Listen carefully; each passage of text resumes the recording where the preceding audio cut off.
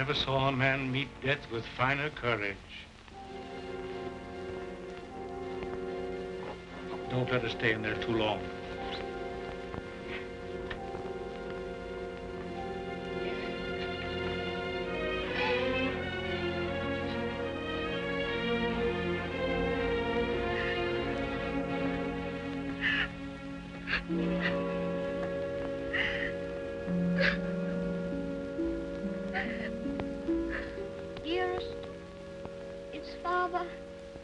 Is Father well now? Yes, dear. He's well. He's quite well. But we have no one left now but each other. No one at all. My baby.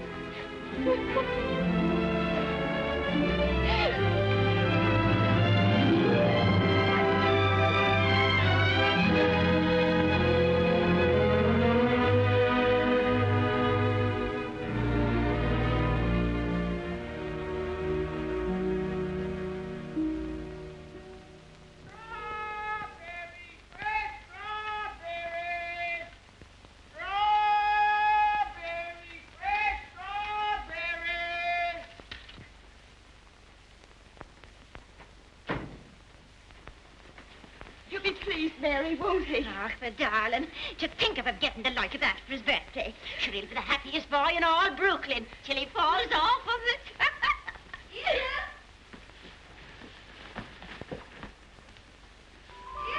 All right, Ceddie. Oh, dearest. Look. Mary's brother, Michael, has made it for me. And Mary's given me this book. It's The Adventures of Robin Hood and His Merry Men. Listen. Back ballots, touch maid Marian at your peril. However many you be, I defy you all. See, dearest, you're maid Marian and I'm Robin Hood. They crowd around you. I'll never leave your side, however many there are. Oh. Now, dearest, you cry out, help me, Robin Hood. Help me, Robin Hood. Help. All it's no, I'm going. Help. There. Oh. Isn't that? You like it? Oh, my. Of all the events in my life, this is the most magnificent. Do you really like it, darling? It's what you wanted? It's exactly what I wanted. Oh, I do hope it is. Only you will be careful, won't you, and not let it run away with you or anything. I suppose I'm about the safest bicycle rider in the whole of Brooklyn. Do you mind that now, huh? No? Can I ride it now, dearest? Can I go now? Oh. I can't wait 1 minute. Mr. Hobbs has to see it, and Dick. Can I go now, dearest? At once? Yes, dear, only do be careful. Oh, there we are. Quiet now. Ceddie, do be careful of the street cars because you get off the sidewalk. Wait a minute. Yes. Goodbye, dear. Goodbye. Oh, be careful, oh, be careful, oh, be careful. Good morning, Mrs. McGillicuddy. Good morning, Ceddie. A very good morning. How are your bones today, Mrs. McGillicuddy? Oh, none too good after the rainstorm yesterday. Oh, they ate last night something cruel. Ties me up in knots, the rain does. Does it? How very peculiar. But it's a fine day to go bicycle riding. Oh, I suppose so. For them that has bicycles and can ride them. I suppose everybody who has a new bicycle will take it out and ride it today. Glory be to goodness, and whose bicycle might that be? It's mine. It's my birthday present from Dearest. Oh, it's a daisy show. Fine enough for the president to ride. And it has all the latest improvements. Oh, sure, it sounds like the bells of St. Patrick. Sure, it's the luckiest boy in the world, John. Well, I'll have to be going. Oh, I nearly forgot. Please choose my apple now, Mrs. McGillicuddy. But would you mind keeping it for me until I get back? Sure.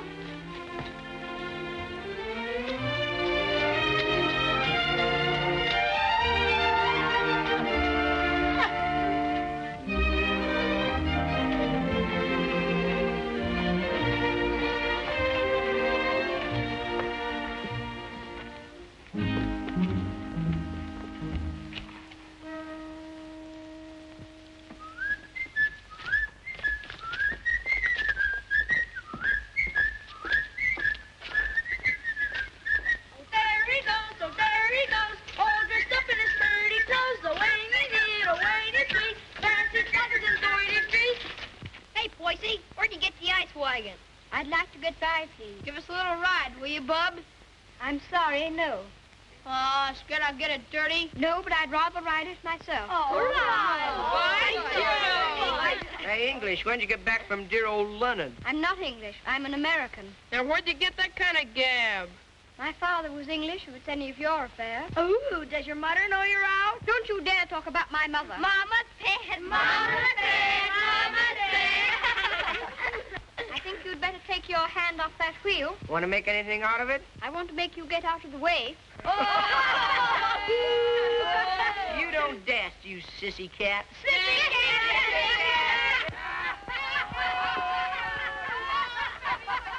Wait a minute, Ceddie. Don't let him bluff you. I'll be right there.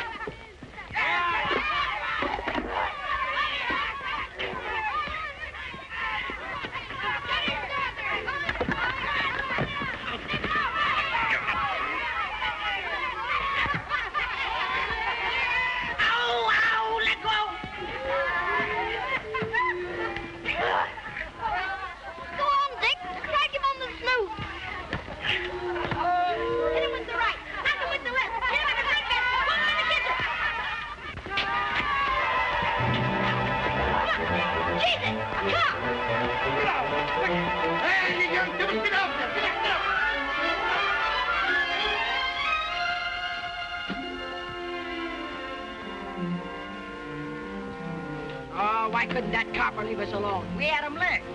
Thanks terribly for coming to my rescue, Dick. Ah, next, that makes us even for me giving you the mumps. They didn't even scratch it. Gee willikers, where'd you swipe that? Dearest gave it to me. Isn't it magnificent? It's a Lollapalooza. I want you to be the very first person to ride on it. Oh, thanks.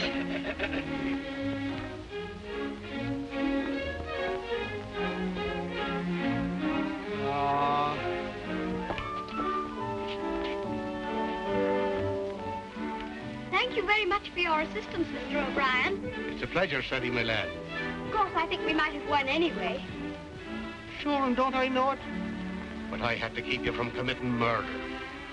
I tell you what, Dick, I'll just go once around the block, and then you can ride it down to Mr. Hobbs' store. Make it later, 'cause right away I gotta go see my brother Ben off. He's going out west. Who is he? Where? Texas? No, Chicago. Oh, that would be splendid, riding Mustangs and shooting bears. Here's my brother Ben now. Come on, Dick. I've got to leave. Well, come on down to Mr. Hobbs' store as quickly as you can.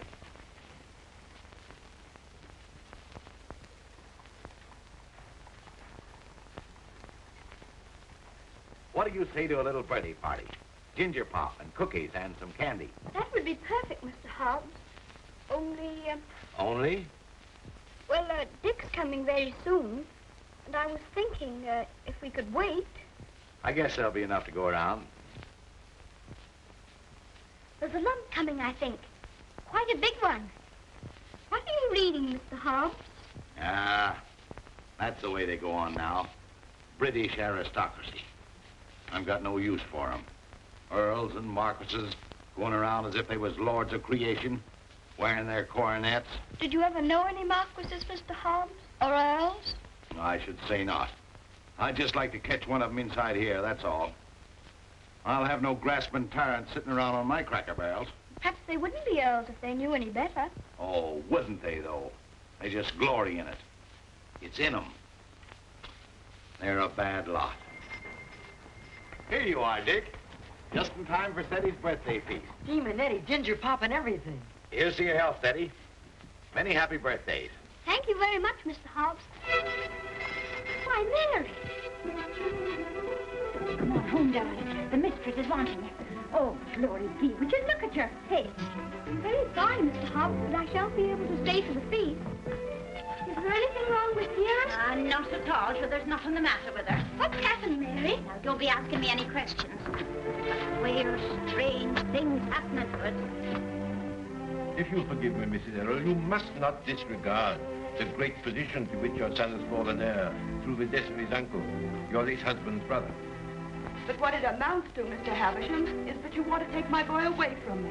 Mrs. Errol, you must remember that I'm acting quite impersonally and simply as the lawyer of the Earl of Dorincourt. The Earl of Dorincourt disowned his son and has refused to recognize his grandson until now. Why should I give up my boy? Oh, I'm afraid I've been very stupid, Mrs. Errol. I should have told you. My instructions are that you shall accompany Lord Fauntleroy to England. Oh. However, I must remind you that Lord Dorincourt is not very friendly toward you. He's an old man and has always had very strong prejudices against America and Americans and was bitterly opposed to his son's marriage. He's fixed in his determination not to see you. You will live at the lodge, and a suitable income will be provided for you. The only stipulation is that you make no attempt to visit your son at the castle, nor even enter the park gates. There's your sister, Mary. Hello, Bridget. Why, what's the matter? Mrs. Michael, it's worse. There's no money. We can't pay the rent. I don't know what I'm going to do about the children. I'll let you not be bothering me now, Bridget. I've more important things to attend to. I wonder what your husband's wishes could have been in this matter. You knew my husband? Yes, I knew Captain Errol well and liked him, as everybody did. He was greatly attached to his old home. Yes, I know. He, above everyone, would have appreciated what this means to your son, the very great advantages he'll have. Yes, you're right. My husband would have wished it.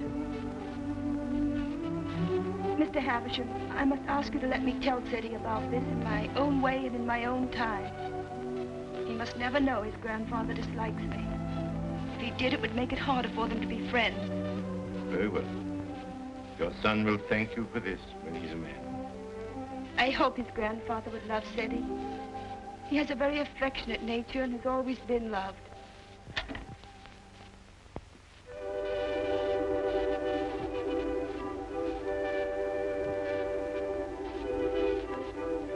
This is Mr. Havisham, dear, whom your grandfather has sent to see us, all the way from England. How do you do, sir? So this is little Lord Fauntleroy.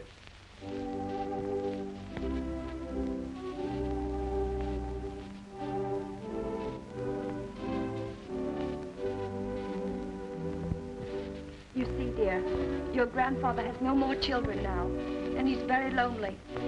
So he wants us to go and live with him in England. Because he's an earl, and you are his heir, you will have a new name, Lord Fauntleroy. And someday you will be the Earl of Dorincourt. Oh, dearest, do I have to be an earl? None of the boys are earls. Can't I not be one? I'm afraid it can't be helped, dear. Just think, dear. Soon we'll be starting for England. Do we have to go to England, dearest? I'd much rather not. Oh, what will Mr. Hobbs say?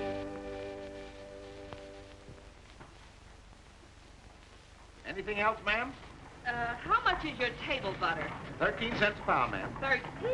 Why, the last I bought was only 12.5 cents. That must have been last month. It's 13 today. Oh, indeed. Well, never mind the butter. Heavens and earth, if prices go any higher, we'll all starve to death. Nay. Good day, ma'am. Hello, Ceddie. What's the matter? Mr. Hobbs, do you remember what we were talking about yesterday morning? It seems to me we was talking about England. Yes, and earls, don't you remember? Oh, yes. We did touch them up a little. That's all. You said you wouldn't have them sitting around on your cracker barrels. So I did. And I meant it, too. Just let them try it, that's all. Mr. Hobbs, one is sitting on this barrel now.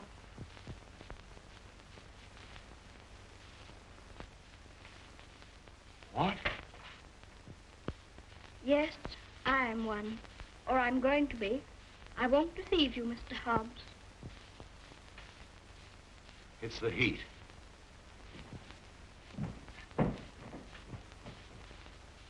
It is a hot day. How do you feel? Got any pain? Thank you, I'm all right. I'm sorry to say it's true, Mr. Hobbs. Mr. Havisham, he's a lawyer, came all the way from England to tell us about it. My grandfather sent him. Who is your grandfather? I couldn't very easily remember it, so I wrote it down. John Arthur Molyneux Errol, Earl of Dorincourt. That's his name, and he lives in a castle. 2 or 3 castles, I think. All his sons have died now. That's why I shall be an earl. Now I'm Lord Fauntleroy. Well, I'll be jiggered. One of us has got a sunstroke. Oh, no, we haven't. We'll have to make the best of it, Mr. Hobbs. What did you say your name was? Cedric Errol, Lord Fauntleroy. Well, I am jiggered. Well, you always did talk more English than American. You think there's no getting out of it? I'm afraid not, Mr. Hobbs. Dearest says that Father would wish me to do it. But if I have to be an earl, I can try to be a good one. I'm not going to be a tyrant, Mr. Hobbs. And if there's ever to be another war with America, I shall try and stop it.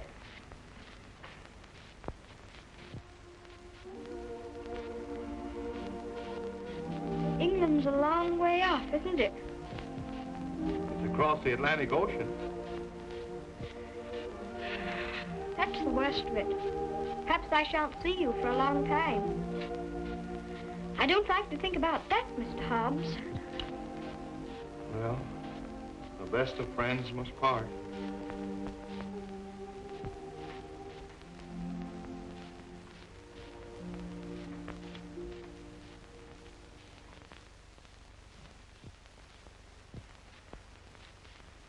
I'm afraid, Mr. Havisham, our American food must seem very strange to you. A little, Ma'am. I find that muffins are biscuits and biscuits are cookies.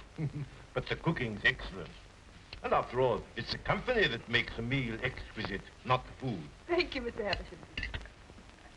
When you're an earl, you'll give splendid dinners in one of the most beautiful castles in England. Do you know, I'm not sure I know exactly what an earl is. And I think if anybody's going to be one, he ought to know, don't you? Would you mind explaining it to me?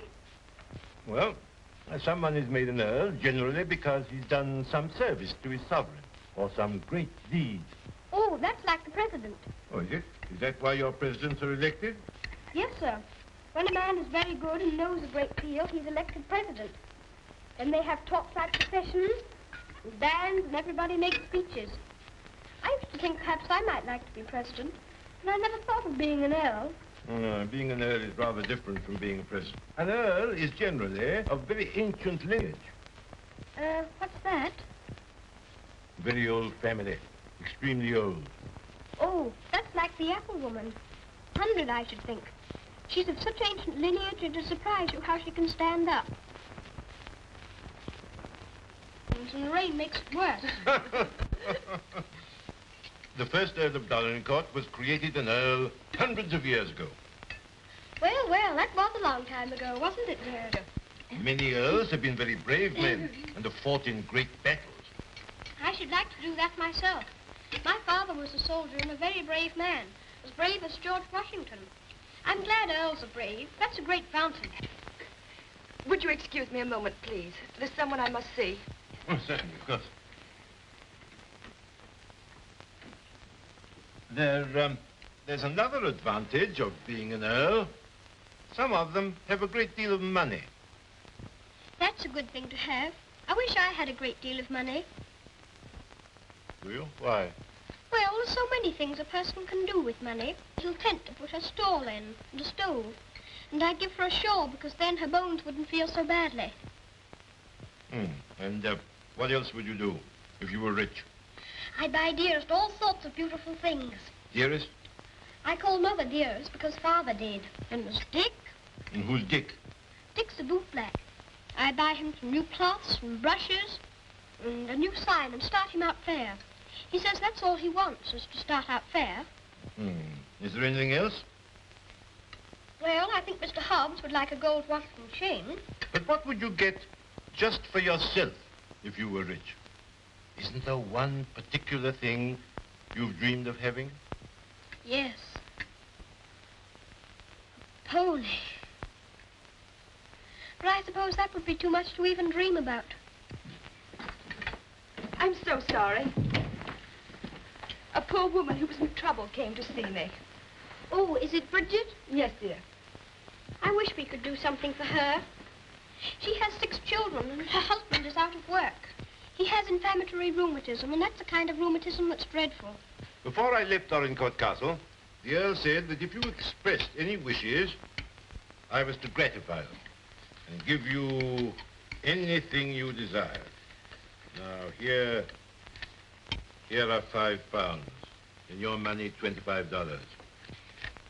If you have any desire to assist this poor woman, I'm sure your grandfather would wish it. Can I have it now? Can I give it to her this minute? May I be excused, please, dearest? Yes, Ceddie. Bridget! Bridget, wait a minute. Here's some money. My grandfather gave it to me. It's for you. That's a great deal of money, Mr. Havisham. We've never had very much. I'm just beginning to realize the great power Ceddie will have. Such a child still. I'm a little afraid. I think from what I've seen of him, that you have nothing to fear. Oh, I hope not. He mustn't be spoiled by all these wonderful changes.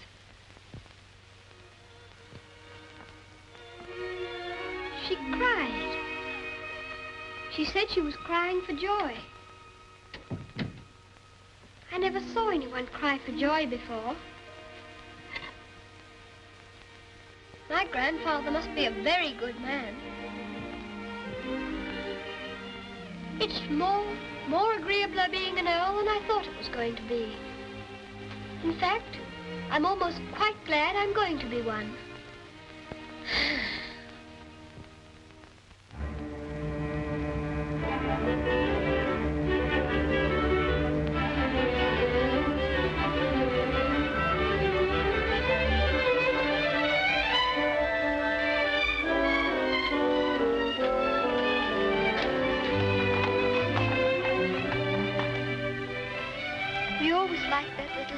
Didn't we, dearest?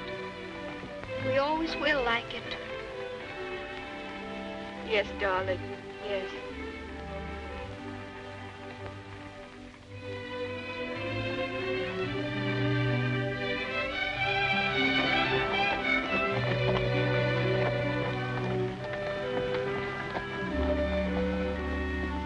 I've come to say goodbye. I have to go to England to be a lord, and I shouldn't like to have your bones on my mind every time it rains. Oh, bless your dear little heart. With all your kindness to me, the Bones is as quiet as anything. Can I give you a kiss for luck? Of course.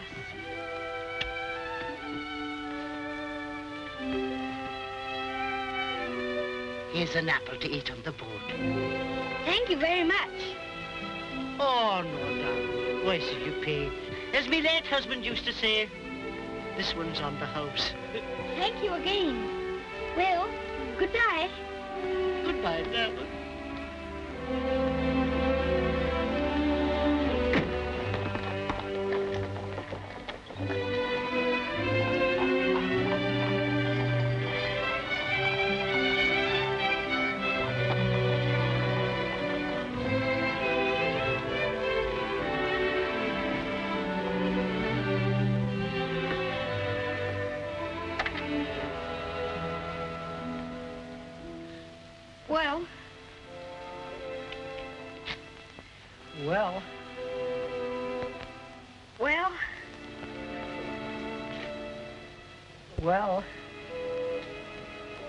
Well, goodbye. I hope trade will be good. Gee, if trade gets any better, I'll be rolling around in diamonds and pearls. That would be splendid, wouldn't it? I hope you have every sort of luck and happiness. Thanks, same to you, and I hope you think about us sometime when you're way over there, as they say, on foreign soil. I'll think about you all the time, and I'll write to you, and you must write to me. Here's where you send your letter. Gee, I wish he wasn't going away. Thanks, mister, for all the swell things you've done for him. He certainly deserves it. He's a game little kid. Gee, I almost forgot. Yeah, I bought this for you. It's a handkerchief. You can use it when you get among them swells. Oh, Dick, it's beautiful. It's extraordinary. I'll use it always. Thank you, Dick.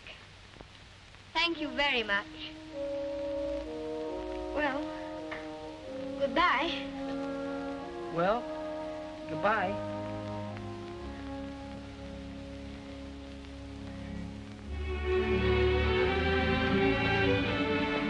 Would you mind very much not going in with me?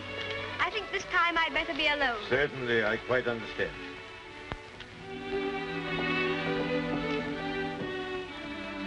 This is for you, Mr. Hobbs.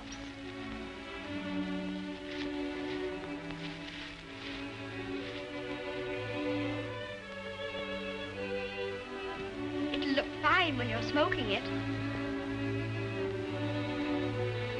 Why, Ceddie, that's just what I wanted for a long time.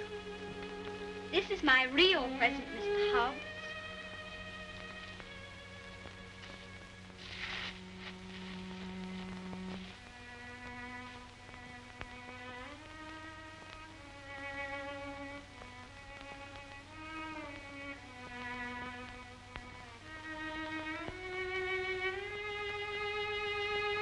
There's something written on it, inside the case.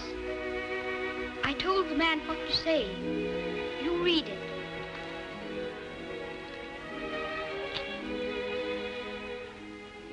From his oldest friend, Lord Fauntleroy, to Mr. Hobbs.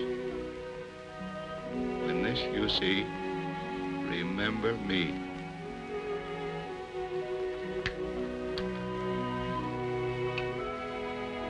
When this you see, remember me. I don't want you to forget me. Oh, I won't forget you. Don't you go and forget me when you go over there amongst those British aristocracy. I shouldn't forget you, whoever I was among. I hope you'll come to see me. Perhaps my grandfather will write and invite you. You wouldn't mind him being an earl, would you? I mean, you wouldn't stay away just because he was one. Oh, I'll come and see you.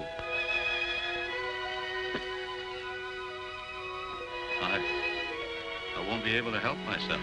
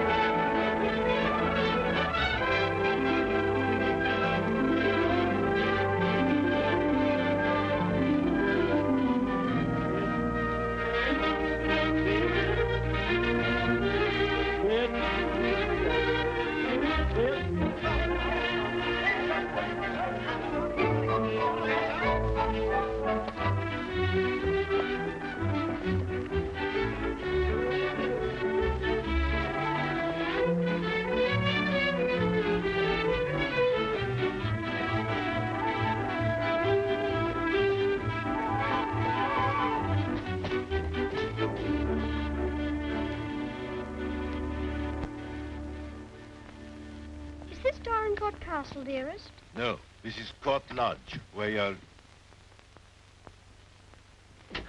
Here's Mary. We had a splendid time in London, Mary. I'm so glad you came before us, Mary. We don't feel so strange finding you here to welcome us. I'm sure it is a great happiness I wish you, ma'am, in your lovely new home. This is Mrs. Baines, the cook, ma'am, and that's Susan, the parlour maid. I'm sure we'll do everything, ma'am, to make you comfortable. Oh, I'm sure you will.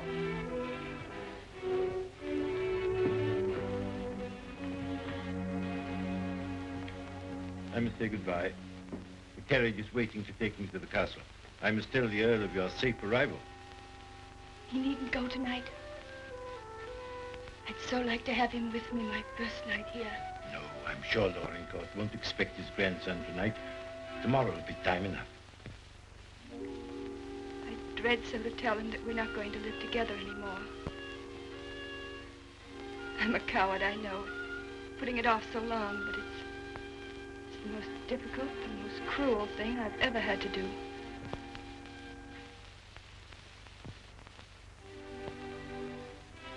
I wish you'd tell his lordship, please, that I'd rather not have the money. You mean the income he wishes to settle on? I have a little money of my own. It's quite enough to live simply on. I must accept the house, of course, because that makes it possible for me to be near Ceddie. I'm grateful to him for that, but... He'll be very angry. He won't understand it at all. I think he will understand. He must understand that I can't accept money from a man who hates me so much that he's separating me from my boy. I'll deliver your message.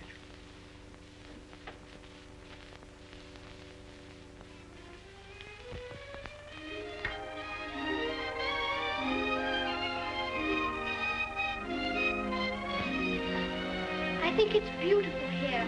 Don't you, dearest?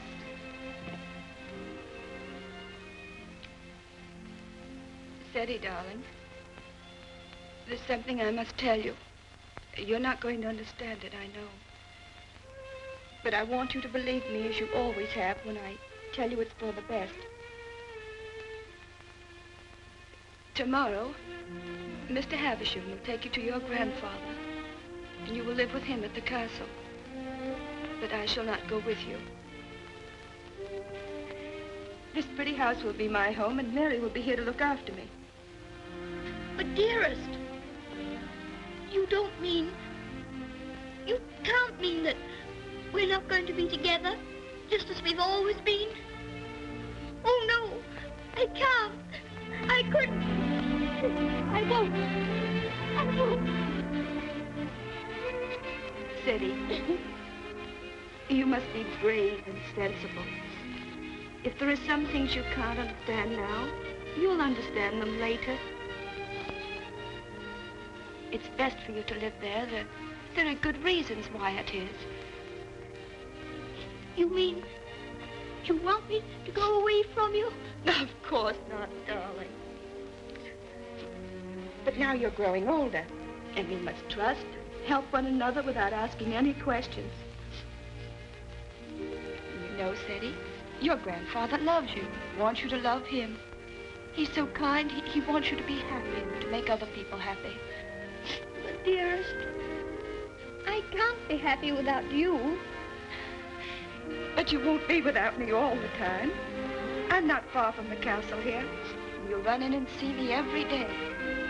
You'll love the castle. There'll always be something new and interesting to tell me. And I'll have things to tell you. Oh, Ceddie, we'll have such good times together. We'll be finding things out, both of us. We'll be explorers. Yes. Like Mr. Stanley and Mr. Livingston. That'll be exciting. And every night, when it grows dark, I'll put a candle in the window to guide you through the jungle, Mr. Stanley.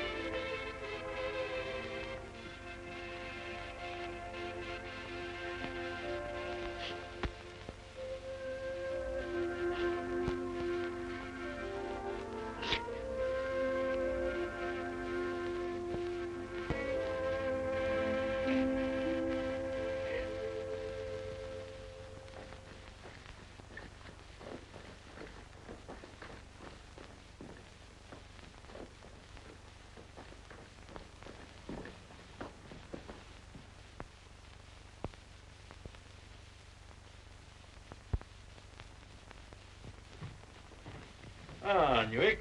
How's his lordship? Oh, he's in a rare mood this evening, he is.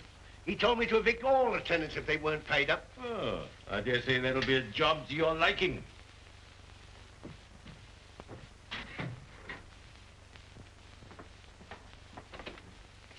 Oh, sir. Ah, Purvis. Glad to see you again. Very glad to see you, sir. Oh, idiot! Do what you're told. Read what's ordered. Gout? Oh, yes, sir. These last few weeks have been the worst I've ever known, sir. I'm surrounded by a lot of incompetent nincompoofs. Shut the door, you blockhead! I can't stand him no longer, Mr. Purvis. He's too much for any man. Cursing and swearing and calling people out their names like he does. And it ain't just today, it's every day. Thomas, you brought in the 63 port. He prefers the 51. Oh, I'd like to know he didn't say. Fix the other bottle. What business you got drinking port anyway in this condition? I can't feed and house every lady lout in the parish, and I won't. You and your poor.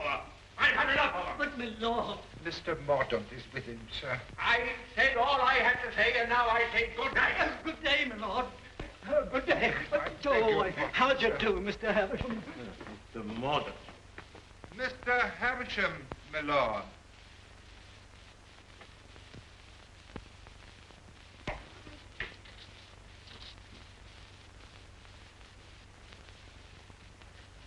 Well, Havisham, Lord? come back, have you? Put that cushion right for me, will you? Careful.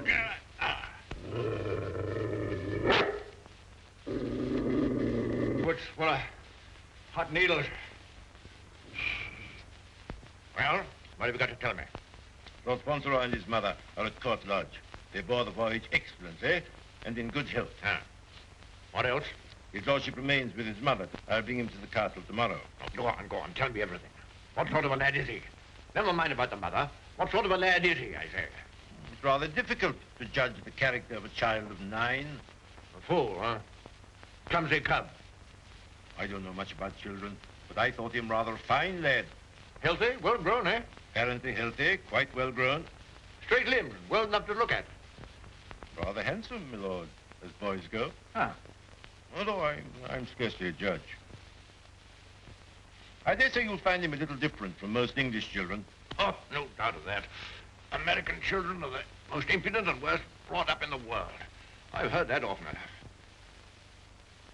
In his case, I would hardly call it impudence. The difference is, I think, that he's lived more with older people than with children. And I should call it a mixture of maturity and childishness. Exactly. Beastly, impudent, bad manners. That's what it is. I have a message to deliver from Mrs. Errol. I want none of her messages. The less I hear of her, the better. But this is rather an important one. She prefers not to accept the income you propose to settle on her. What's that? What do you say? She says it's not necessary. That is, the relations between you are not friendly. Not friendly? I should say they were not friendly. Mercenary, sharp-voiced American. Lord, you could hardly call her mercenary. She's asked for nothing. Ah, all done for effect. She thinks she can wheedle me into seeing her. Thinks I shall admire her spirit, but I don't. She shall have the money sent to her whether she likes it or not. She won't spend it. I don't care whether she spends it. She shall have it sent to her. She shan't tell people that she's got to live as a pauper because I'm doing nothing for her. Huh?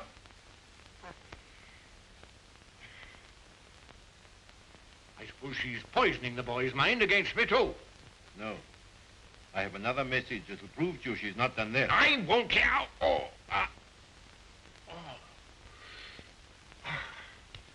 She asks you not to let Lord Fauntleroy hear anything that might lead him to understand that you're separating him from her because of your prejudice against her.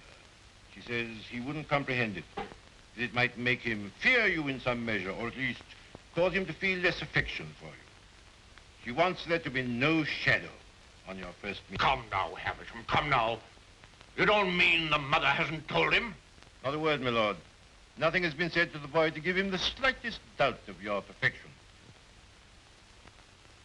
She's prepared to believe you the most amiable and affectionate of grandparents. In fact, he already regards you as a wonder of generosity.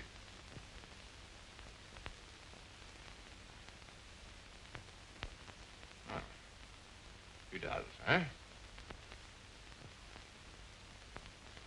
I would suggest, my lord, that Fauntleroy's impressions of you depend entirely upon yourself.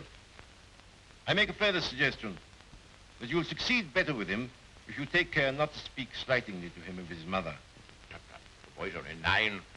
Nevertheless, those 9 years have been spent at his mother's side. She has all his affection. So he thinks me generous, eh?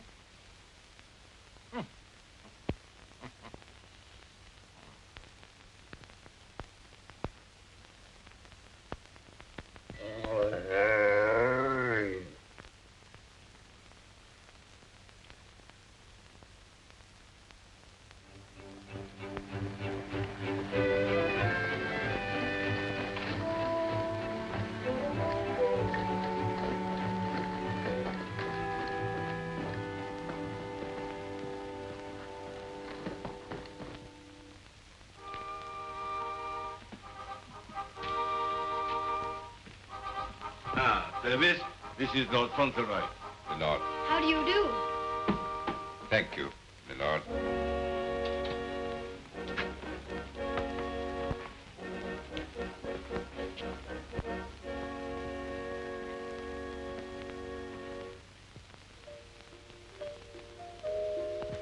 My lord.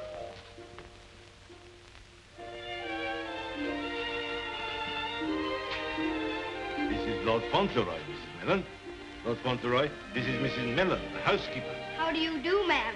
I shouldn't know his lordship anywhere, sir. He has the captain's face and way. Oh, was it you who sent the cat? I'm ever so much obliged to you, ma'am. How do you do? It's a great day, this, sir. Where's his lordship? In the library, sir. Lord Fauntleroy is to be sent to him alone.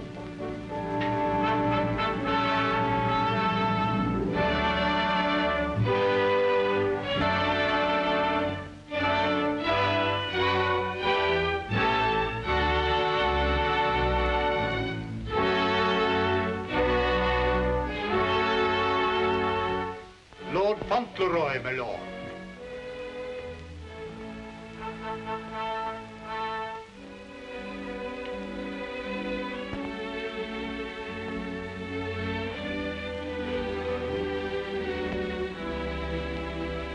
Dougal, come back, sir.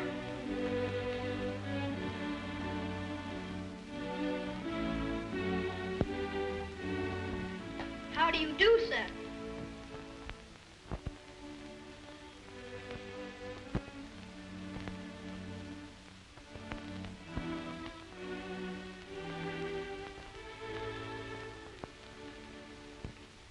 Are you the Earl? I'm your grandson that Mr. Havisham brought. I'm Lord Fauntleroy.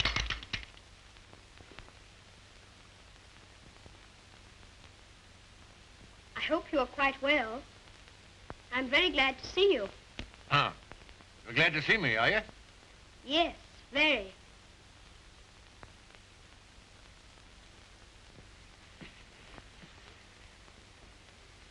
I kept wondering what you would look like if you'd be anything like my father.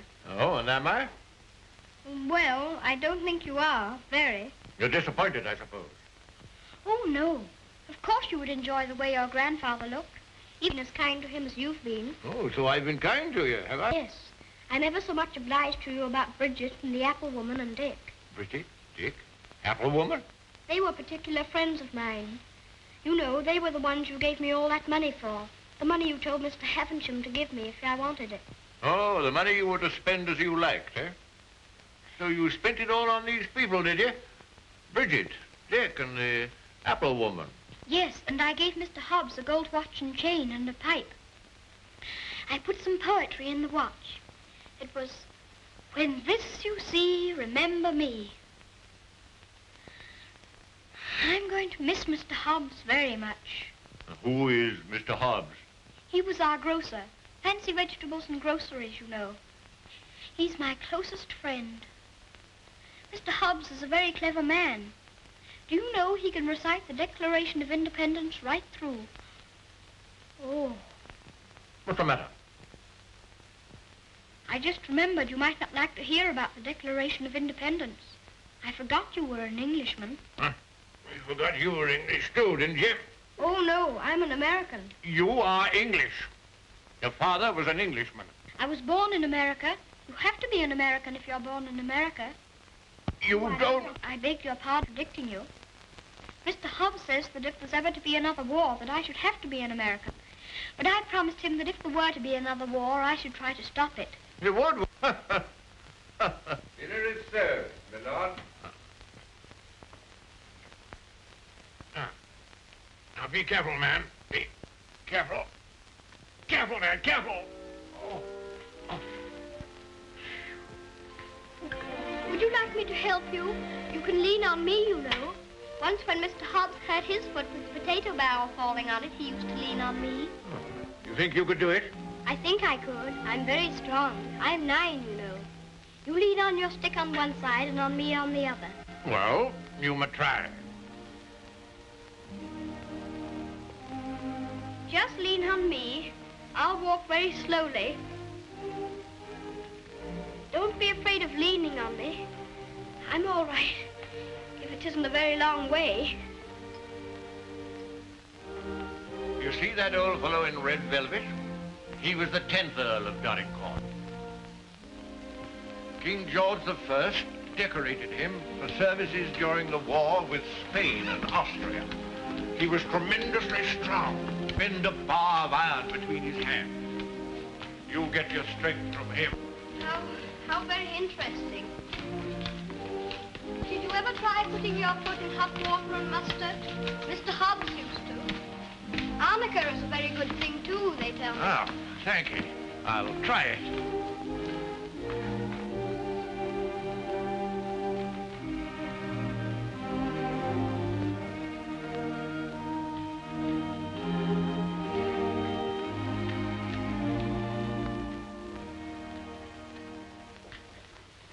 It is warm, isn't it? A person can't help getting warm in the summertime. Great heaven! What's that? It's a present from Dick. Isn't it beautiful? When this I see, I shall always remember Dick. Yes, I should think you would. It'd be difficult to forget him. Dick's a professional bootblack. You'd like him. He's so square. Square? He wouldn't cheat anyone or hit a boy under his size. Huh? Very praiseworthy. Thank you.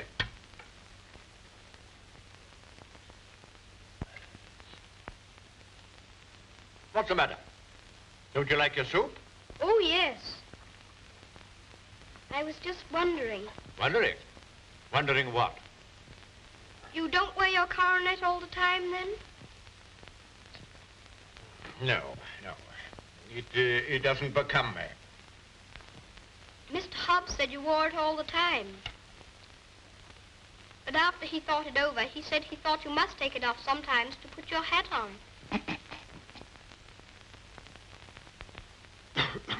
Yes, I take it off occasionally.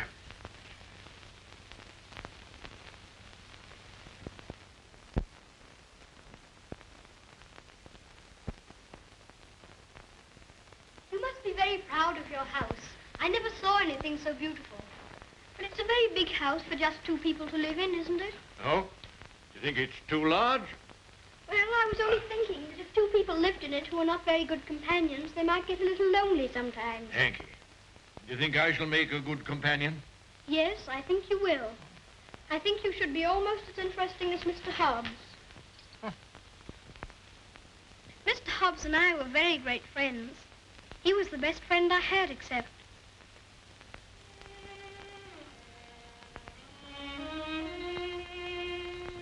Fauntleroy, what are you thinking of?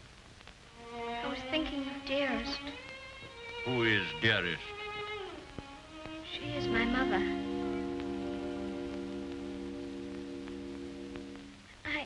I think I'd better get up and walk up and down.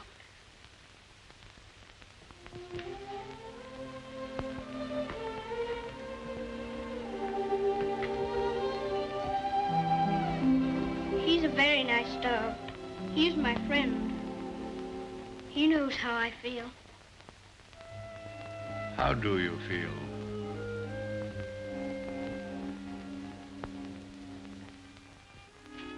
Come here.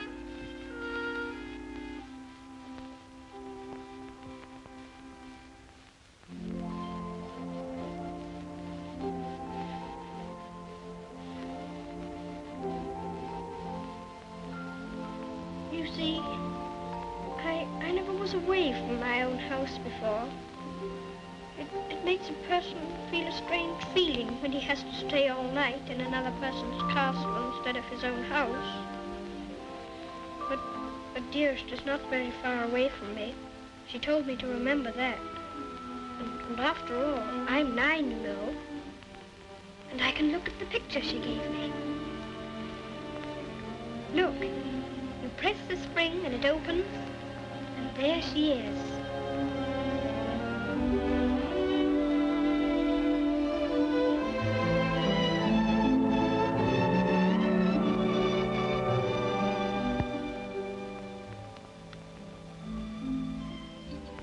And I suppose you think you're very fond of her. Yes, I do think so, and it's true. Mr. Hobbs and the others were my friends. But Dearest is my close friend. My father left her to me to take care of. When I'm a man, I'm going to work and earn money for her. Oh. What do you think of doing? Well, I did think of going into business with Mr. Hobbs.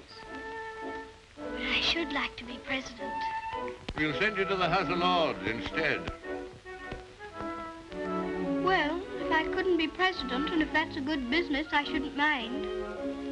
The grocery business is dull sometimes.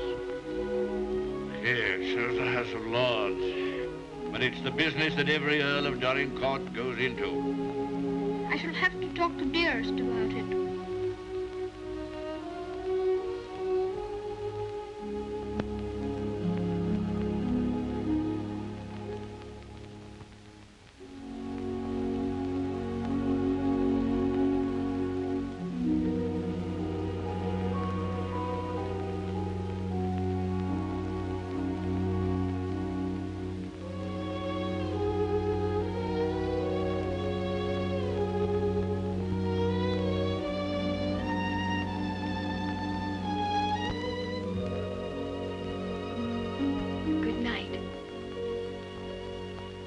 Keep you all the night.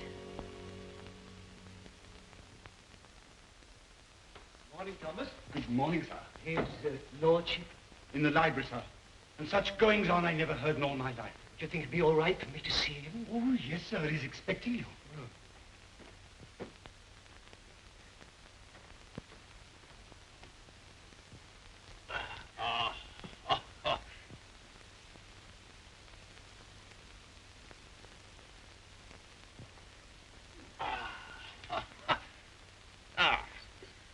Morning, Mordaunt. Found a new employment, you see. Any good at marbles, Mordaunt? My muscles are a little stiff, my lord, but I'll see what I can do. Oh, pity about that. I'd forgotten about your age.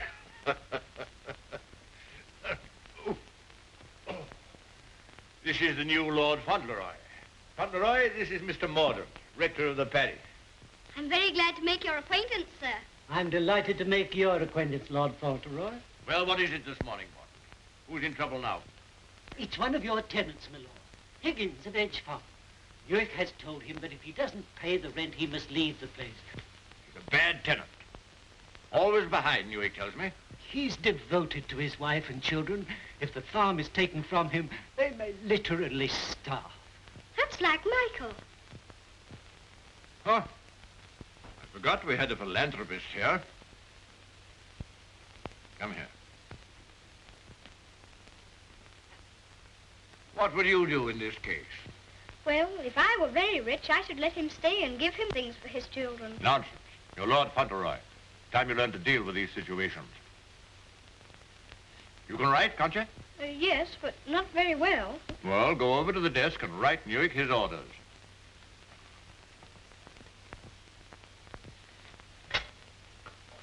Now, what must I say?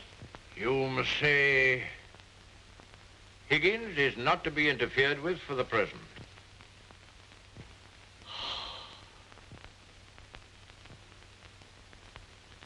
And sign it Fauntleroy.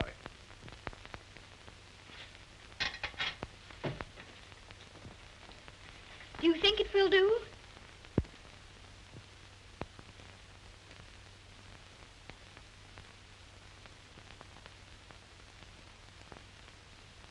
Yes. Higgins will find it entirely satisfactory. Mr. Hobbs always signed his letters that way, and I thought I'd better say please. Is that exactly the right way to spell interfered? Well, it's not exactly the way it's spelled in the dictionary, but... I was afraid of that. Yes, Higgins won't complain of the spelling. I think you must be the best person in the whole world. Don't you, Mr. Mordaunt? I shall write and tell Mr. Hobbs.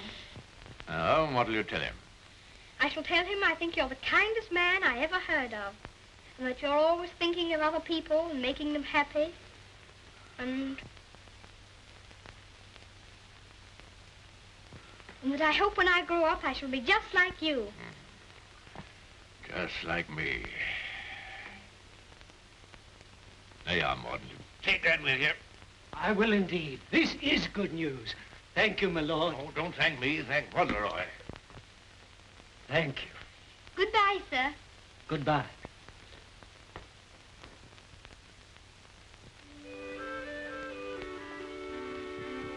May I go to see Dearest now? I think she'll be waiting for me. There's something for you to see in the stables first. Ring the bell. In the stables? If you please, I'm very much obliged, but I think I'd better see it tomorrow. She'll be expecting me all the time. Ah, very well. We'll order the carriage. And you don't care to see what's in the stables? Oh, I do, I do. Oh, it doesn't matter. It's only a pony. Pony? Whose pony is it? Yours? Mine. Yes. Oh, I never thought I'd have a pony. I never thought that. How glad Dearest will be. You give me everything, don't you? Wouldn't you like to see it? Of course I want to see it. I want to see it so much I can hardly wait. But I'm afraid there isn't time. You must see your mother this afternoon. You can't put it off till tomorrow? Why, she's been thinking about me all the morning, and I've been thinking about her. Oh, you have you? I'll ring the bell.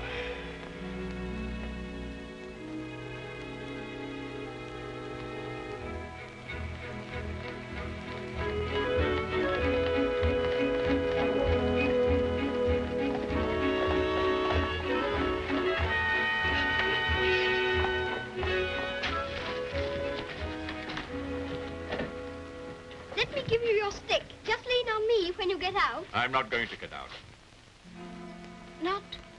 Not to see Dearest? Dearest will excuse me. Go and tell her that not even your new pony would keep you away.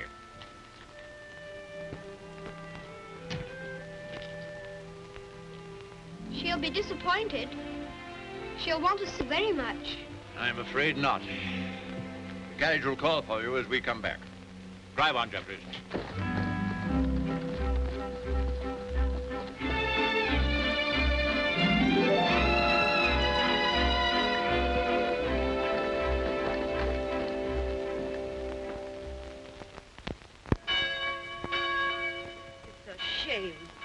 From his own mother. Cook at Court Lodge was telling Sarah she'd never have worked for a sweeter lady, Mrs. Errol. The letter was written by the little gentleman his own self, signed with his name too. Fauntleroy, as large as life. The little precious. Aye, that's the mother. Pretty young thing, too. Good morning, ma'am. Good morning. God bless you, ma'am. Thank you. Good morning, ma'am. Good morning. It's his lordship coming to services. That's a new notion.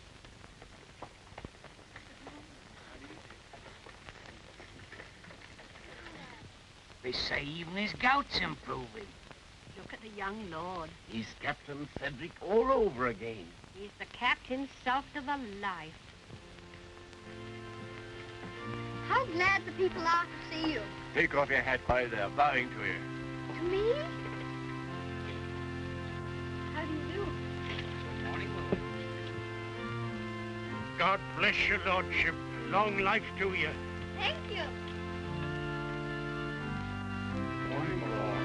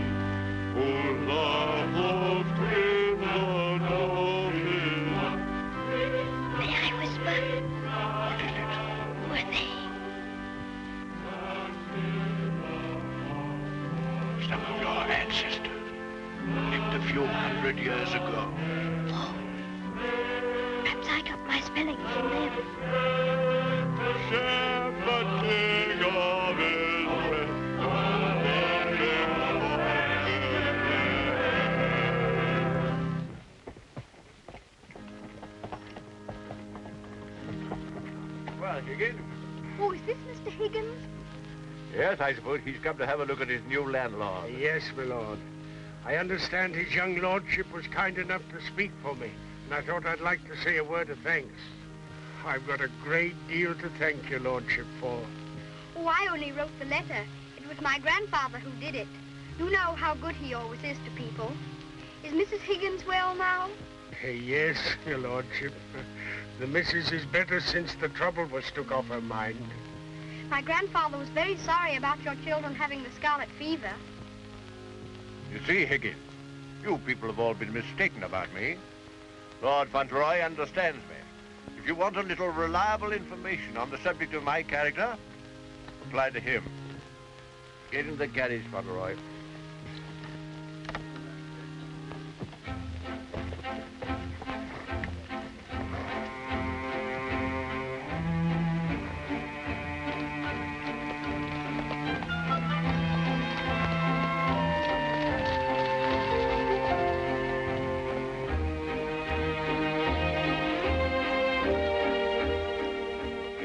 Mother very much? Yes, sir. I miss her all the time. You don't miss her, do you? I don't know her. I know, and that's what makes me wonder. She told me not to ask any questions, and I won't, but... See her almost every day, don't you? Isn't that enough? We used to see each other all the time, and we could tell each other things without waiting. Don't you ever forget about her? No, sir, never. I shouldn't forget about you, you know. If I didn't live with you, I should think about you all the more.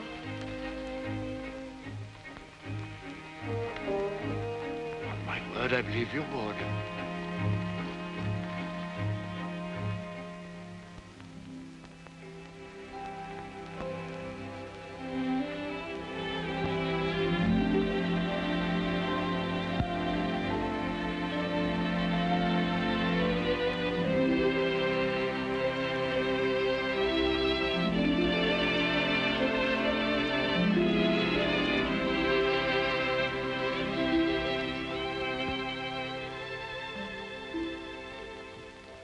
is such a good Earl, he reminds me of you.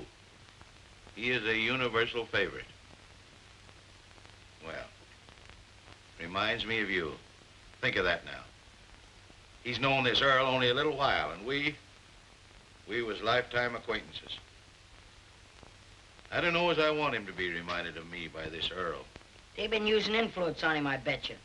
You're right. They got twisty ways, those aristocrats. They'd wheedle their little finger around your heart as soon as look at you. All for their own purposes, mind. It's a pity they're making an oil out of him. Yeah.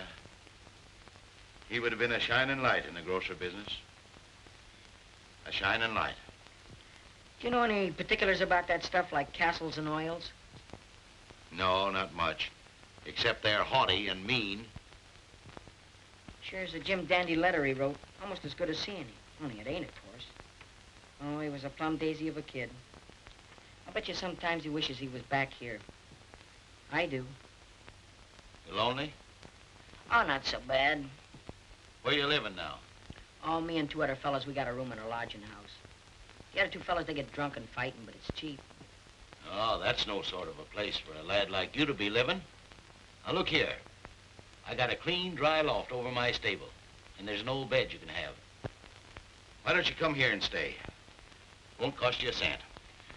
Gee, do you mean that, Mr. Hobbs? Well, certainly I do. Yahoo! Gee, Mr. Hobbs, talking about oils, you ain't no oil, you're a prince. Oh, sure.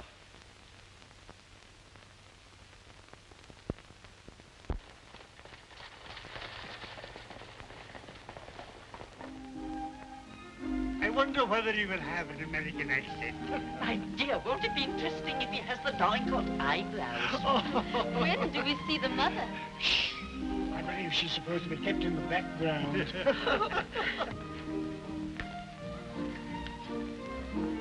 Well, Molyneux, is this the boy?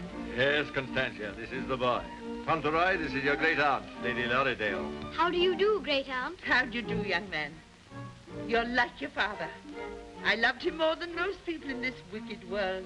Oh, did you know my father? Know him, of course I do. Oh, then you must meet Dearest. She will enormously like to talk to you about him. You see, I was the only one she could talk about him to who knew him. And I was so small when he... Yes, Fauntleroy, this is your great-uncle, Sir Harry Lorridaile. How do you do, sir? Hear you're fond of horses. I'll confess to you, Constantia, that what you'll probably see for yourself. There's a risk of my becoming rather an old fool about him. Becoming? By the way, the mother, what does she think of you? I don't know. I haven't asked her. You must come over to Lorridaile Park one day and see us. There are some new cocker puppies in the kennels. You shall have your pick.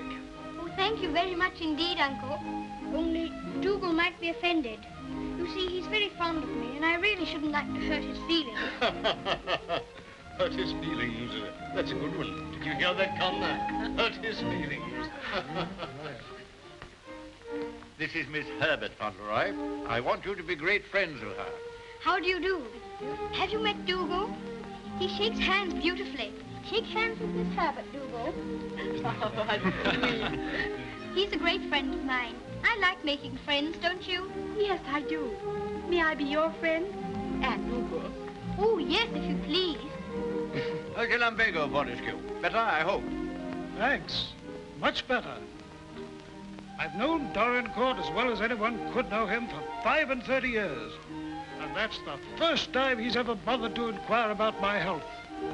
Most extraordinary. Havisham, you're late. What's kept you? Beg your pardon, my lord. I was detained by extraordinary news. You? What? What news? Not now, if you don't mind. Later, my lord, later.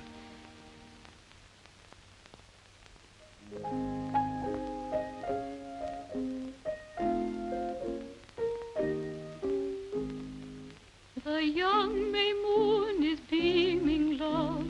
The glowworm's lamp is gleaming, love.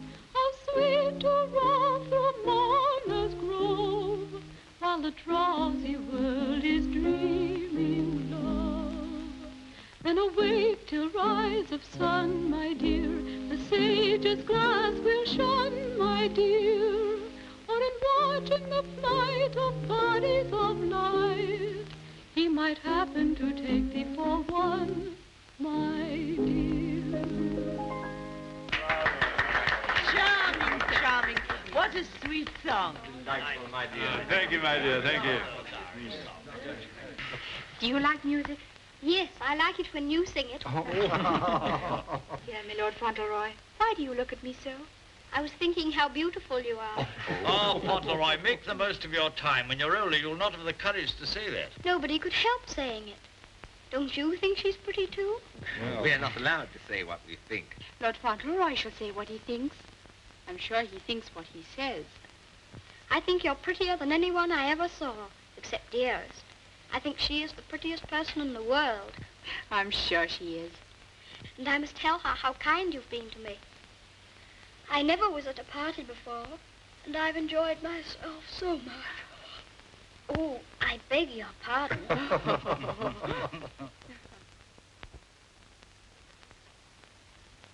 Good night, little Lord Fauntleroy. Keep well. Thank you very much.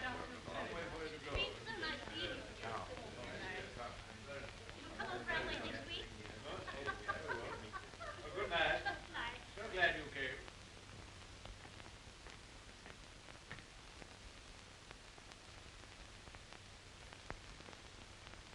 Well, Havisham, what the world's the matter? Something serious must have happened to make you behave like this. What is it? It's bad news. The very worst of news, my lord. I'm sorry I have to be the bearer of it. Why do you look at the boy so?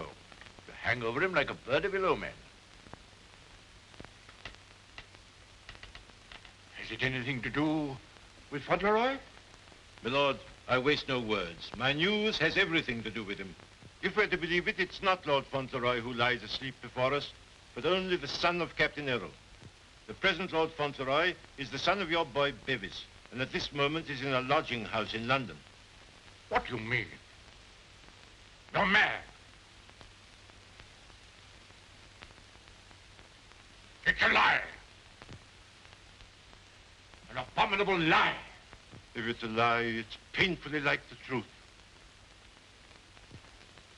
A woman came to my chambers this morning and told me that she married your son Bevis in London 11 years ago. She showed me the marriage certificate. The child was born shortly after Bevis deserted her and was taken by her to America. Oh, the woman's obviously an imposter. It's a trumped-up fraud. I'm afraid not, my lord. I saw the boy's birth certificate. She's, I'm afraid, a very ignorant person. But she's consulted a lawyer who advises her that her son is, of course, Lord Fauntleroy and the rightful heir. She demands that his claim be immediately acknowledged. I'll protest this to the last. I'll disown Bevis's boy. I'll have nothing to do with him or his mother. You can't disown him, my lord. Nothing we can do can keep the eldest son's child from his inheritance.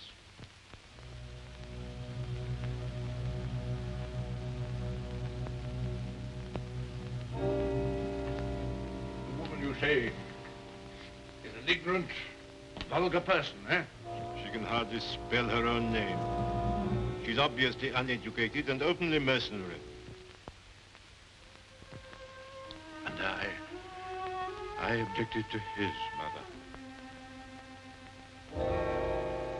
I suppose it's retribution. If anyone had ever told me I could be fond of a child, I wouldn't have believed them. I always detested children. My own more than most. But I'm fond of him. Oddly enough, he's fond of me. You know, Havisham, I'm not popular. I never was.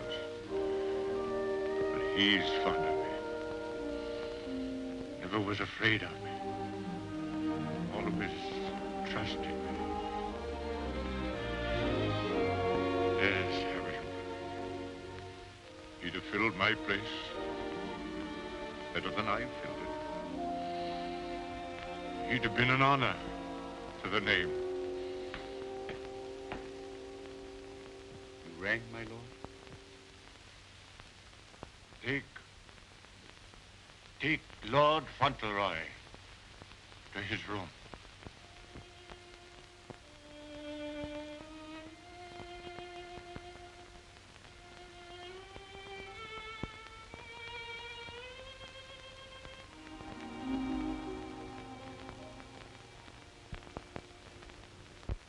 What a pity. The boy's a thoroughbred if ever there was one. I suppose you may say it's a judgment on Molyneux. But that boy, the first human being he ever loved. Will Molyneux take the case to the courts, do you think? Can't tell. He's obstinate enough. Courts are the devil. You go in with your best suit, buckles on your shoes, and come out as nature made you. Bless my soul, Constantia. Whoever would have dreamed that I'd have felt sorry for the old boy? I wouldn't have minded our having a boy like that, Harry. Yes. Bit of luck for us, old girl, if we had. I'll tell you one thing.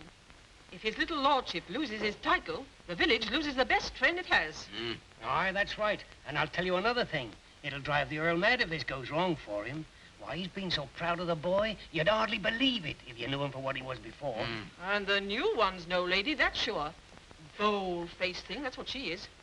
The dark-eyed, brazen-faced wench. Yes, the Earl coming now with Mr. Avisham.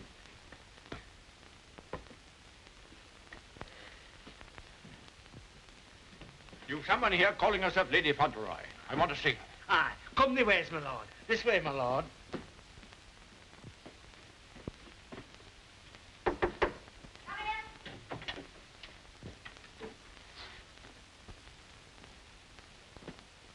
Earl of Dorincourt.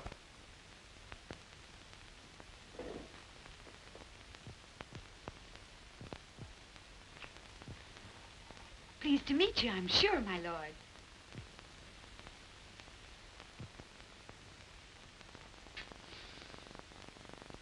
Bevis?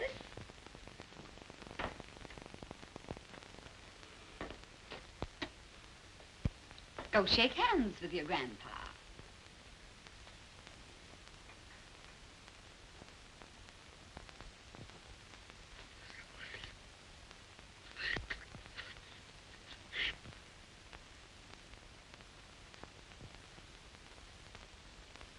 So that's the way you're going to treat your grandson, is it? Ah, you needn't try to look so fierce about it. He's your grandson, all right. Yes, my lord. We have proof of the young gentleman's birth. He is the son of the late Lord Fauntleroy. Allow me to introduce myself. Joshua Sneyd, at your service. My card. I've already had the pleasure of making Mr. Havisham's acquaintance. Lady Fauntleroy has placed all the evidence in my hands.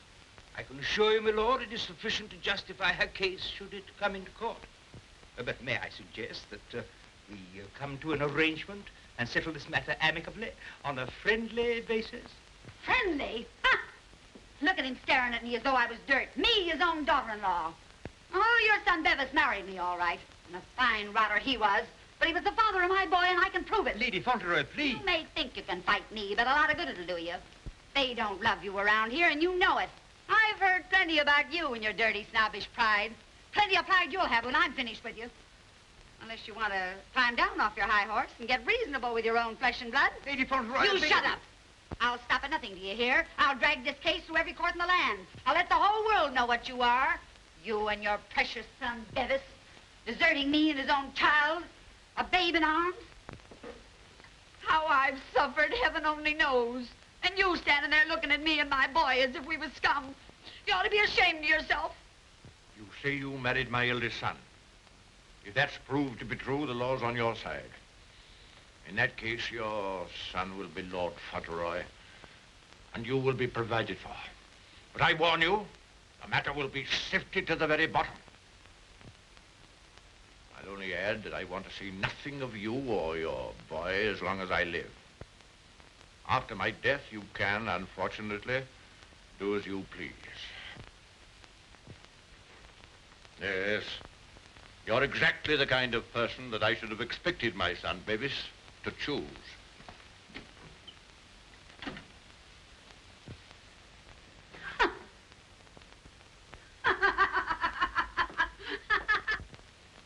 I'm afraid, Dorincourt, there can be no two opinions. At least that's how I see it. You agree, Semple? Yes, I'm afraid we can see it no other way. But it's monstrous. That woman, that boy are utterly unfit. Alas, the law can take no cognizance of such things. I sympathize, Dorincourt, more than I can say.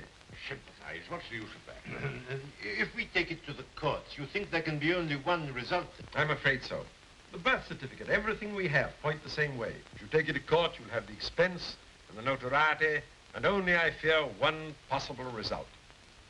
Perhaps the boy won't turn out so badly as you fear. Perhaps you can do something with him. That boy? That oaf?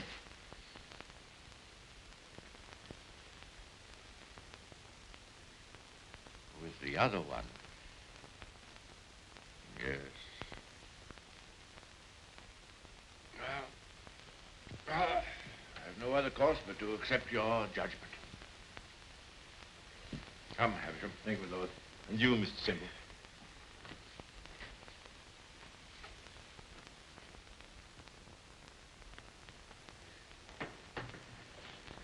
It's the Earl, ma'am. The Earl himself. Show him in.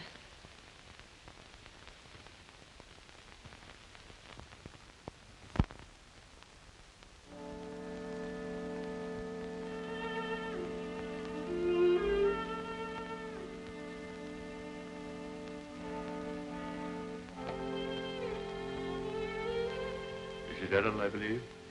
Yes, I'm Mrs. Errol. I'm Lord Dorincourt. The boy's very like you. People have often said so. I'm glad to think he's like his father, too. Yes, he is. Like my son. Won't you sit down? Thank you.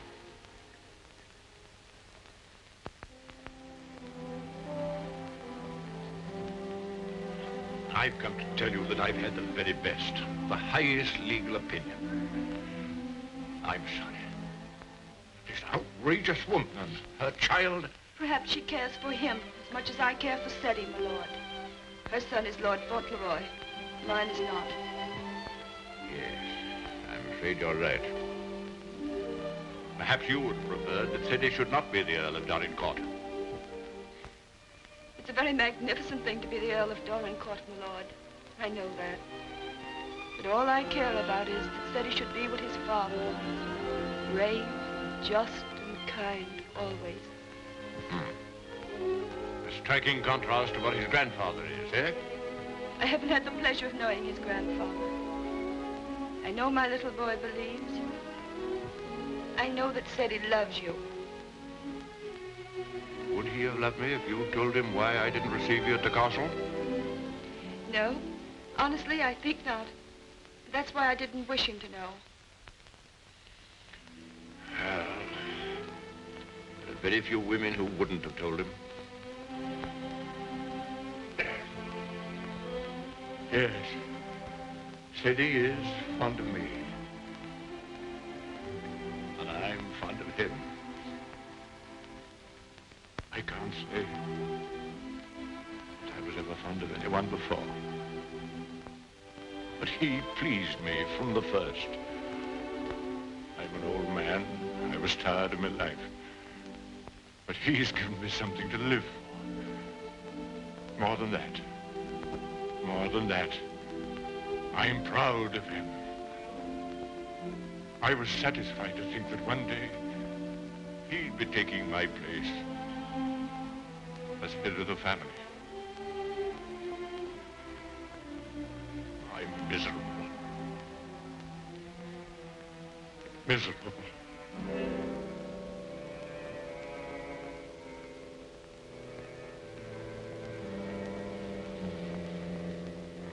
Much troubled, you must be tired. And you need all your strength. Thank you.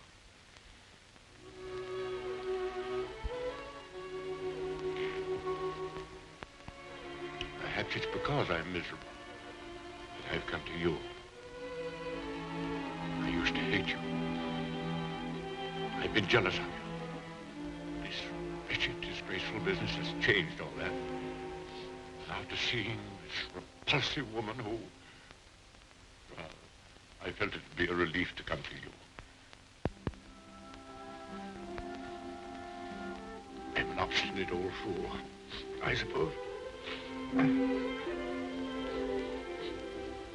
I know I've treated you badly. But I've come to you because the boy cares for you. And because I care for him.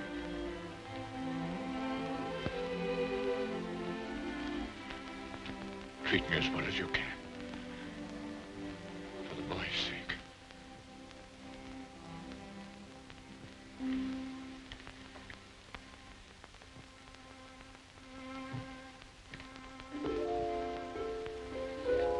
Whatever happens, he shall be provided for. Ceddie shall be taken care of now and in the future. Always. Thank you. You like the house? Oh, very much. It's a cheerful room. May I come back again and talk this matter over? As often as you wish.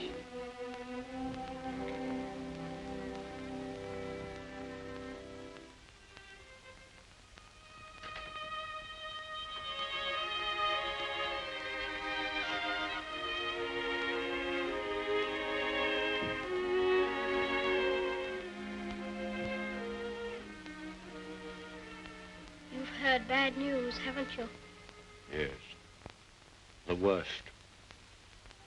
And I'm not Lord Fauntleroy anymore, am I? No. She's beaten me. Then the other boy, he will have to be your boy now, won't he? Like I was? No. He'll have to live in the castle if he's Lord Fauntleroy, won't he? Common little brat shall never enter this place in my lifetime. I'll take care of that. Then I can still be your boy, even if I'm not going to be the Earl, just like I was before. My boy. Yes, you'll be my boy as long as I live. And by Jove, sometimes I think you're the only boy I've ever had. Then I don't care about the Earl part at all. I thought, you see, that the one that was going to be the Earl had to be your boy. That I couldn't be. I shall never take anything from you that I can hold for you. Come what may, you shall have all that I can give. All. And Dearest? Will her house be taken away from her? No. You can take nothing from her. Nothing from either of you. Come. Time to go for a sleep.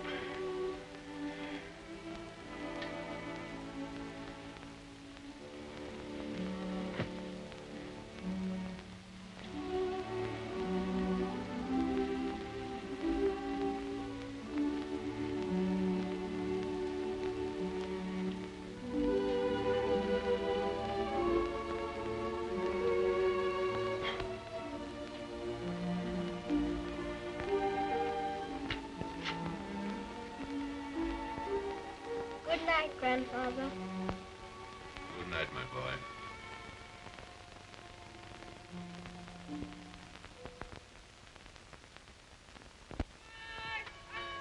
The aged Earl remains secluded in his castle and refuses to have any communication with the rightful heir. Oh, we know that stuff. They've been printing that for the past weeks. Is there anything new about Ceddie? Yes, here it says, the prospects do not look very bright for the false claimant, Cedric Errol of Brooklyn. Well, I'm jiggered. At last they've succeeded in robbing him out of being an earl. I thought you was against oils. So I am. Ain't it just like him? Cheating the poor kid out of his rightful estates? Now, what's going to become of it? Well, I know one thing. He done everything in a well for me, and he can always come back here and have half of my shoe shining business. Well, now, I'll tell you, Dick. I'd always had it in my mind that Ceddie would come in with me someday. He'd be a shining light in the grocer business. The new Lady Fauntleroy was formerly an actress. She is said to have played in New York and London. Continued on page 5. Here's a picture of her.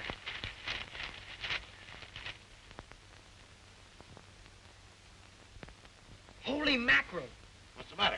Here, look at this. It's her. Her? She ain't no aristocrat, she ain't. I know her as good as I know you. It's Minna, Ben's wife. Your brother? Sure. You mean it's some kind of hocus pocus? Sure I do. Well, I'm jiggered. She was married before, but I never heard of her having no other kid but Ben's kid. You mean the one Ben went out to Chicago to look for? Sure. Maybe she had another kid in England. Maybe she did and maybe she didn't. We'd ought to do something about this. You're dead right we oughta. But we got to get the proper advice. Gee, I wished I knew Alderman Murphy.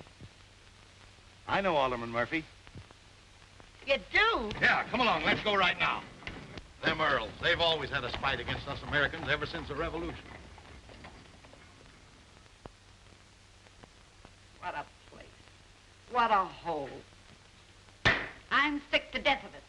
Cooped up here, week in and week out with nobody to talk to. You're complimentary. I wasn't meaning to be. And grateful. You're getting your money, aren't you? Business is business, you know. Business. I'm sick of business. I want some fun. Why don't you go up to London for a while? London? Not on your tintype. Nothing but please that old devil up at the castle better than to see me clear out. Well, I'll stay here in this rotten country pub. You've lived in worse places in your time, I've no doubt. That's none of your business. You keep a civil tongue in your head or I'll hand you your walking papers. I wouldn't. What do you mean? Just what I said. I wouldn't try anything like that, Minna. I'm Lady Fauntleroy to you. Men. Why, it's Lord Dorincourt. Why, this is a pleasure, a real pleasure, I'm sure. Won't you take a... Hello, Minna. Why, hello, Dick.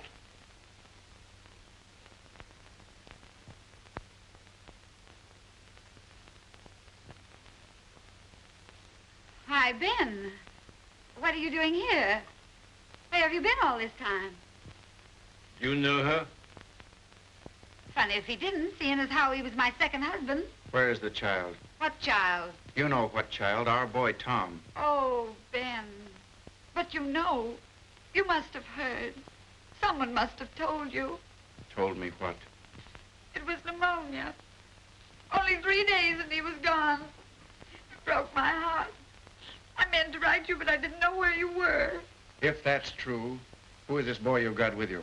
That's none of your business, Ben Tipton. Can I see him? No, you can't. Tell us, please, why Mr. Tipton should not see your boy. Oh, hello, Uncle Dick. Well, I'll be jiggered. You shut up. You're a dirty pair, you are. Coming all this way to spy on me, trying to do me hurt. I'll have the law on you for the way you're hounding me. You... Silence! Come here, Tom.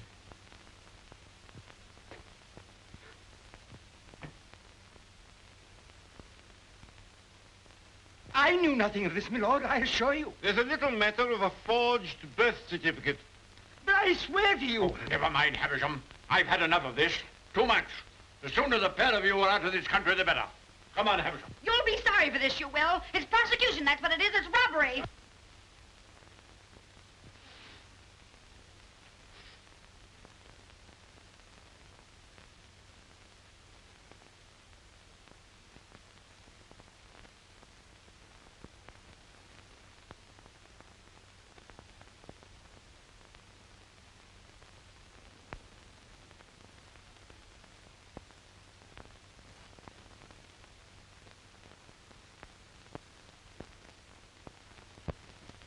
This will be somewhat in the manner of a museum, my lord? Well, not exactly a museum, Mr. Hobbs. They're portraits of my ancestors. Your aunt's sisters? All of them? I'll be jiggered. Your great uncle, he must have had a family. Did he raise them all? I mean that they were earlier distinguished members of the family. Do you know, Earl, I used to have a very poor opinion of you aristocracy, but I've changed. I'll take you, for instance. You're a pretty good sort, even if you are an Earl. I'm very gratified.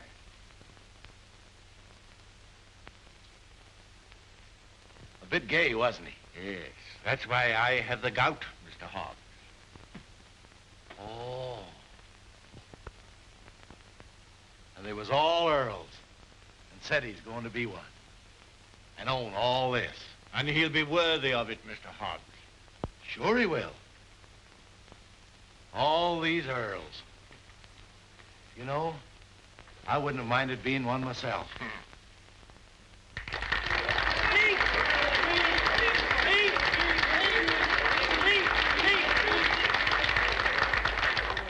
very much. It's such a lovely day. I always like having birthdays, but never one so much as this because you're all so kind to me. My grandfather wants everybody to be happy and comfortable, and I'll want it too when I'm grown up. I think that's all because I'm not very good at making speeches, but I must say that I'm very much obliged to you for liking my birthday.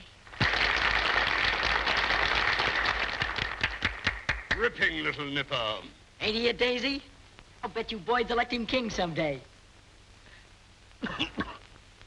I didn't know the little fella could talk so good. Why, he makes a better speech than Alderman Murphy. By Jove. Well, I'll be jiggered. And I've another birthday present for you. Another one besides all the things this morning? Yes, the best of them all. Oh, dearest! Oh, dearest! Oh, dearest, I was wanting you here. I was wanting you here so terribly much. Were you, darling? Fauntleroy, your mother's come to live with us in the... To live with us? To live with us for always? Are you sure you really want me? We've always wanted you, but we weren't exactly aware of it. Well, Mr. Hobbs, it's so nice having you here with us. I dread to think of you ever going back to America. Not to live there. Not to live there. America's a good enough country for them that's young and stern, but there's faults in it. There's not an aunt's sister among them. Nor an Earl.